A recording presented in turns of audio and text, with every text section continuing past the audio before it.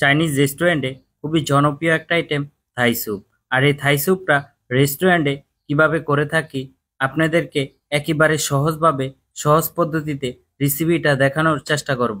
ভিডিওটা না টেনে আপনারা শেষ পর্যন্ত দেখার চেষ্টা করবেন, তাহলে রেসিপিটা সম্পূর্ণ শিখতে পারবেন। আমার এখানে 10 জনের পরিমাণ স্যুপ রান্না করব। 10 বাটি হিসাব করে আমি এখানে পানি নিয়ে নিলাম। আর এখানে প্রায় হাফ কেজির উপরে চিলি সস দিয়ে দিলাম।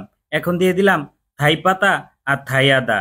আর থাই পাতারে অনেকে লেমন গ্রাসও বলে থাকে।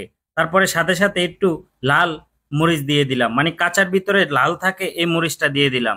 এখন দিয়ে দিলাম চিকেন, তারপরে দিয়ে দিলাম চিংড়ি মাছ।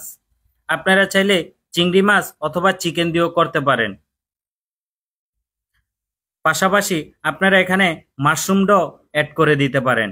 আর রেস্টুরেন্টে খুবই জনপ্রিয় একটা আইটেম হলো এই থাই স্যুপ। ফার্স্টে এখানে লবণ দিয়ে দিলাম স্বাদ অনুযায়ী, প্রায় 2 চামচের মতো লবণ দিয়ে দিলাম। এরপরে 1 চামচের মতো হোয়াইট পেপার দিয়ে দিলাম। এখন অল্প করে চিনি দিয়ে দিলাম।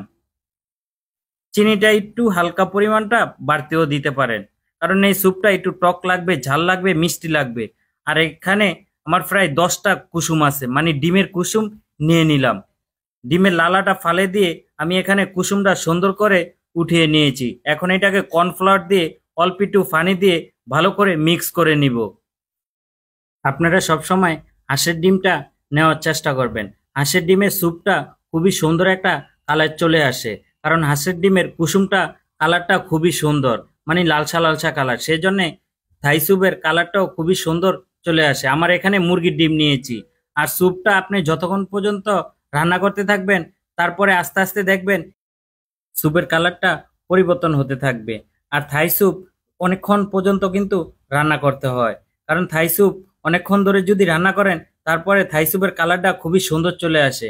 এখন আমি অল্প একটু চিনি দিয়ে দিলাম, তারপরে এখানে আরেকটু চিলি সস দিয়ে দিলাম, যাতে আমার স্যুপের কালারটা খুবই সুন্দর আসে, আবার টেস্টটাও খুবই ভালো আসে। এই হিসাব করে আমি একটু চিনি এবং একটু সস অ্যাড করে দিলাম। এখন আমি লেবুর রস দিয়ে দিলাম। আমার এখানে প্রায় বড় সাইজের একটা লেবুর রস এখানে আমি দিয়ে দিব, যাতে স্যুপের কালারটা এবং টেস্টটা একেবারে পরিপূর্ণভাবে চলে আসে। এভাবেই করে রেস্টুরেন্টে এই স্যুপটা করে থাকি। এখন দিয়ে দিলাম কর্নফ্লাওয়ার। আর এই কর্নফ্লাওয়ারটা অল্প একটু পানি দিয়ে আপনারা গুলিয়ে নেবেন আগে, তারপরে অল্প অল্প করে দেওয়ার চেষ্টা করবেন।